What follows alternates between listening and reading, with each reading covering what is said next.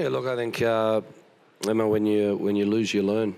You know, we'll go home and we'll have a look at the footage of it. But if you're going to lose a game, it's better to lose the first game, and it's a wake-up call at the same time. You know, because you get 3 games in the group. When you get to the knockout stage, then when you lose, you go home. So it's more about where we can improve. We've got to, you know, get over that very quickly, and we will get over it very quickly and move forward.